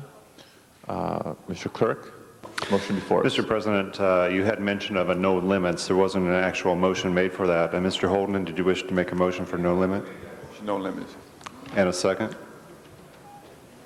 Mr. Burnson seconds. Yeah, second. So the first matter before you would be 34B, which is the no limits amending motion. All you're Again, this is doing, requesting the paperwork to be All you're drafted. doing is instructing the city attorney to draft the necessary resolution and ordinance to come back to place 3, 1, 2, whatever you want on the March ballot. You will have another vote next week on the ordinance, the special election ordinance, and the resolution. So Is that clear? This vote is for no limits, for a ballot measure that the city attorney will draft for no limits. Okay, request the city attorney to draft a no limits measure. Ballot measure. Mr. Clerk, please open the roll, close the roll, tabulate the vote. 7 ayes, 5 noes. That does not carry. Next motion. Mr. Item number Clerk. 34A is the motion made by Mr. Zine and Labange to have 3 terms. So again, a request for the city attorney to draft a 3-term limit measure. Please open the roll, close the roll, tabulate the vote. 10 ayes, 2 noes. Measure passes. And the basic motion, which was Mr. Hernandez, excuse me, Mr. Holden, sorry. With term limits, it's hard to keep up. It really is. Was for the 4 terms. Members, a request of the city attorney to draft a 4-term limit measure. Please open the roll, close the roll, tabulate the vote. 8 ayes, 4 noes. Measure passes. So the 3 limit and the 3-term and the 4-term limit measures will be back before us Mr. next week. President, Mr. Zine, would you just give us an option to see what happens with the note? Will you ask for reconsideration, Mr. Zine? Mr. President. For no limit, Mr. President. Mr. Zine. Thank you. One quick comment. Just ask for, he's going to lose, you're going to Okay, lose the vote. reconsider. All right. Make a motion to reconsider. All right, fine. Number 2, quick comment. On charter, we gave the voters an option. Did they want to expand the council or not? We gave them a specific number. We can give them options, and I think they're intelligent enough to take those options and push the right box. That's what I'm saying. Okay. All right, reconsideration. Okay. Okay, there's a motion for reconsideration. A motion for reconsideration has to be made by someone on the prevailing side. All right, that's an aye vote. Who's making the Who's the motion? maker of the motion? Mr. Zine, he was on the prevailing side. He voted no, so I guess that's correct. That's Okay. right, go ahead. Open Any the roll. discussion on reconsideration? Open the roll. Seeing none, Mr. Clerk, please open the roll on reconsideration. Close the roll, tabulate the vote. 12 ayes. The matter is now before us, Mr. President. We open the roll. Any discussion on the item again? On the Would you move to reconsider? no term limit. What are you asking? That's one of the options. Mr. President, that's before us. Please open the roll. This is to request the city attorney to draft a resolution. no-term limit measure. No term limit measure. Can I have a quiet, please? Mr. Reyes' resolution. That's what he wants. Members, are we clear on that? Yes. Yes, to draft a resolution. For a no term limit measure. And again, as with the other options, they will be back before us next week. Please open the roll, close the roll, tabulate the vote. 8 ayes, 4 noes. Measure passes. So all 3 of the options will be back before us next week for determination Thank you. as to which, if any, or how many we will place on the ballot forthwith. Next item, please. Item number 36A, which is a closed session item. City attorney has requested that matter be withdrawn from the agenda and referred back to the city attorney. Item 36A, members, referred back to the city attorney without objection. Next item, please.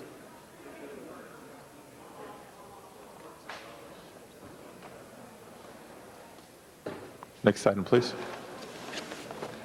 Councilmember Perry had mentioned a reconsideration on item number 33.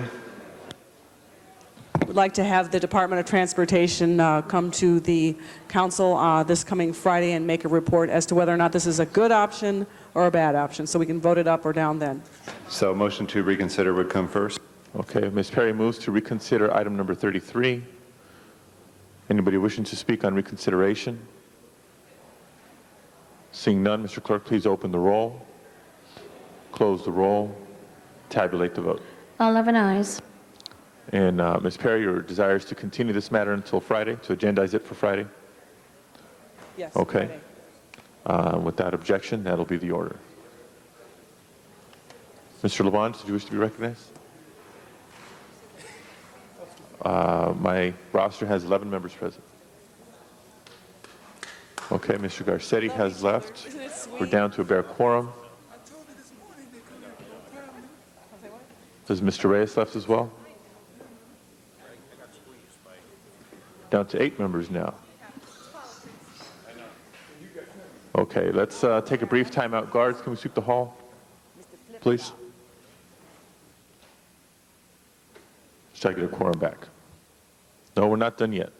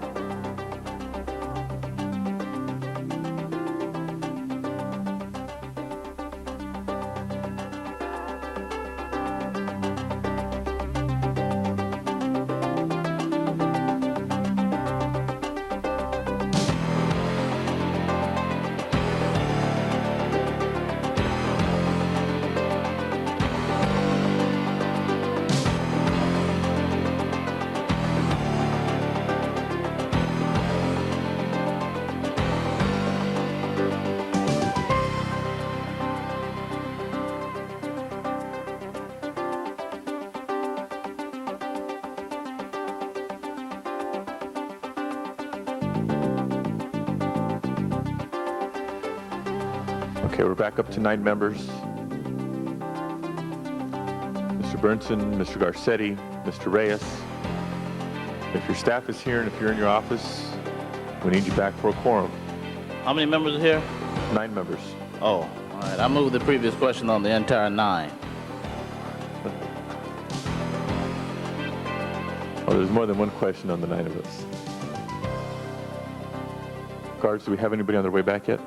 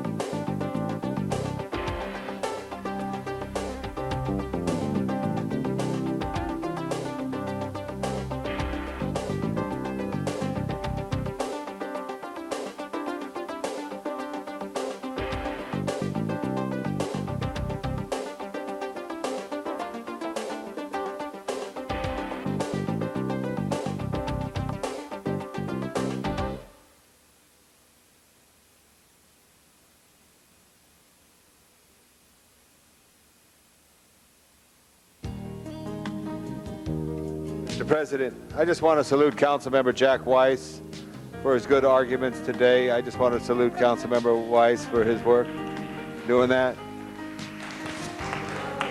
Mr. President. It's on the record. And also I want to salute the great Chief of Staff for the City Attorney's Office, Ann D'Amato, for all her work in the 15th District and then with the Mayor's Office and now with the City Attorney. I'm out.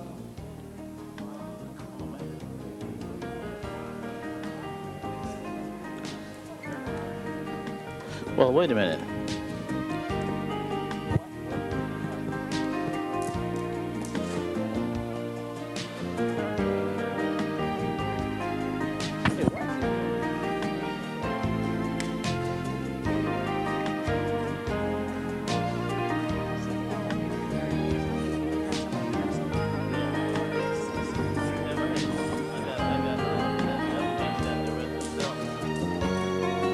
Mr. Reyes is on the way back. I'm going to ask you to please sit tight.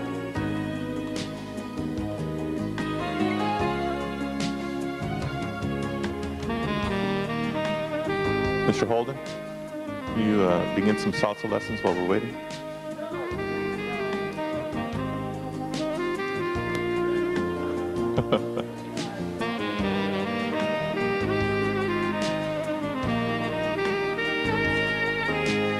No.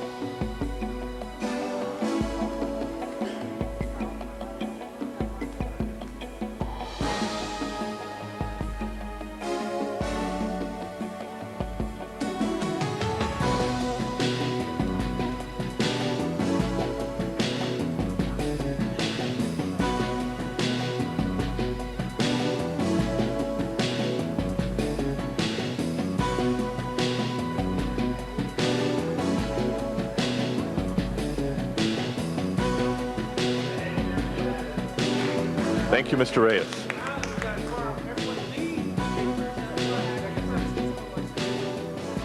Mr. Clerk, next item, please.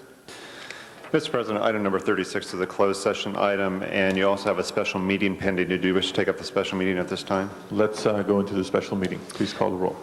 Burnson, Galanter, Garcetti, Hahn, Holden, Labange, Mizkowski, Pacheco, Perry, Reyes, Ridley, Thomas, Weiss, Sine, and Padilla, and 10 members present and a quorum, Mr. President.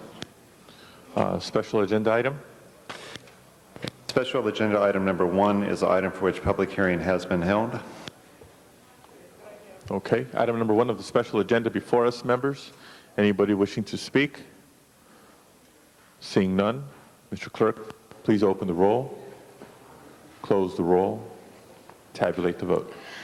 10 ayes. That is approved. Forthwith, please. Next item. That's it for the special agenda. Do you wish to adjourn that meeting and go back to the regular meeting? Let's adjourn and go back to the regular meeting agenda. Item number 36 is closed session item. You also have public comment. Public comment period, an opportunity for members of the public to address the council on items within our jurisdiction but not appearing on today's agenda. The council calls forward Mr. Michael St. Hill.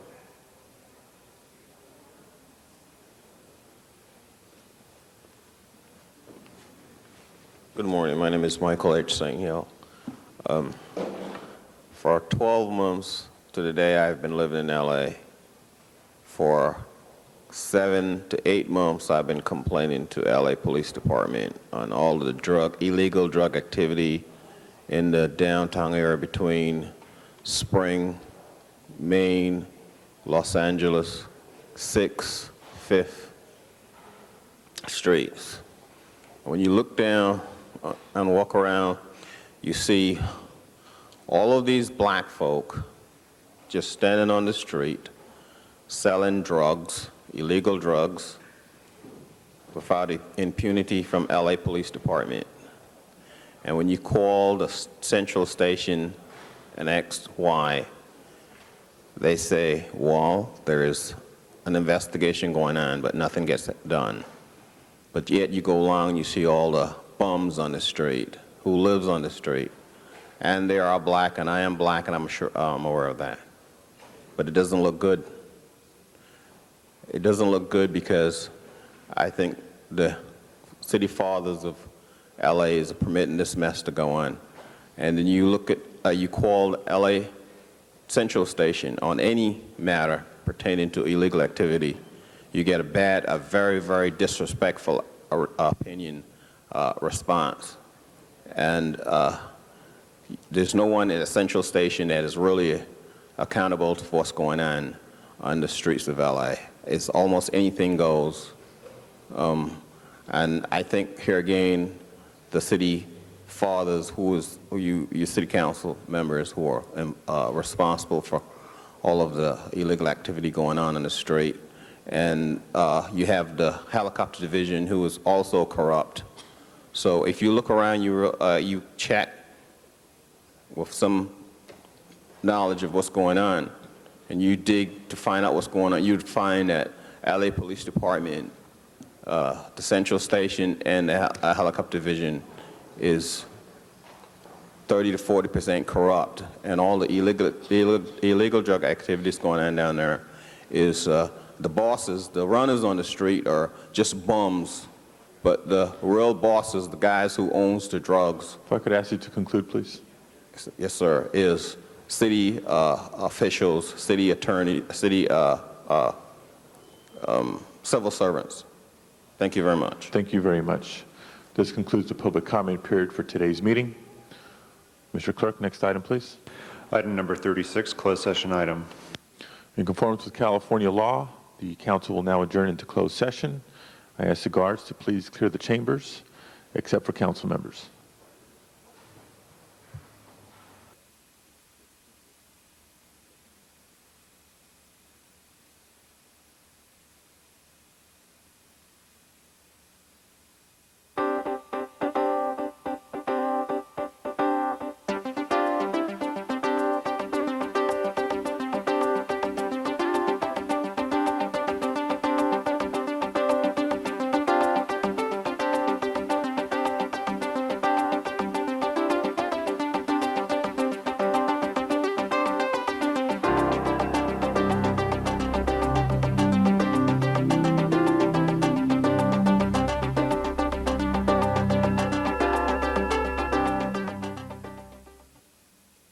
Welcome back into open session.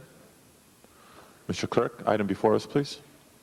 Item 36B, there's a city attorney recommendation for offer of compromise in the sum of $120,000 in the case entitled Jose Lara versus City of Los Angeles. Please open the roll, close the roll, tabulate the vote. 10 ayes. That is approved. Motions for posting and referral.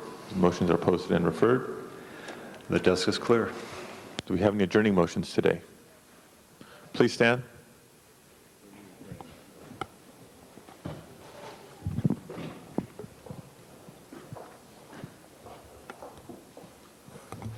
Ms. Hahn. Thank you, Mr. President. This was with great sadness, colleagues, that I ask that we adjourn today in the memory of 17-year-old Jonathan Diaz. Jonathan was a senior at Banning High School in Wilmington, and he suffered cardiac arrest while at football practice after school on Monday. He was rushed to Kaiser Permanente in nearby Harbor City, but was pronounced dead. And last night, a grief-stricken Wilmington community gathered for a prayer vigil in memory of Jonathan, and hundreds of his friends and family and fellow students gathered to talk about what a great friend he was. One of his fellow students said he was such a great guy, he had no enemies. He was a 2-year starter for the Banning Pilots, and he planned to attend and play football at Harbor College next fall. What's particularly sad about this for Banning High School is that Jonathan was the 4th person involved with Banning football to die just recently. The assistant coach, Ralph Gamaris, died recently. A former student, Ricardo Robledo, also died recently. And then, as you remember, we adjourned in the memory of John Mendes, who was a longtime stadium announcer. His survived by his parents, Joseph and Rebecca. His mother last night said, "He was a very obedient son, a son most parents would love to have." He'll be buried on Saturday morning, and it's particularly difficult for me. I have a 17-year-old who plays soccer in high school, and I can imagine the grief that you would feel if this happened. So I ask that we adjourn in his memory. All members. Any others? Mr. Clerk, please call the roll.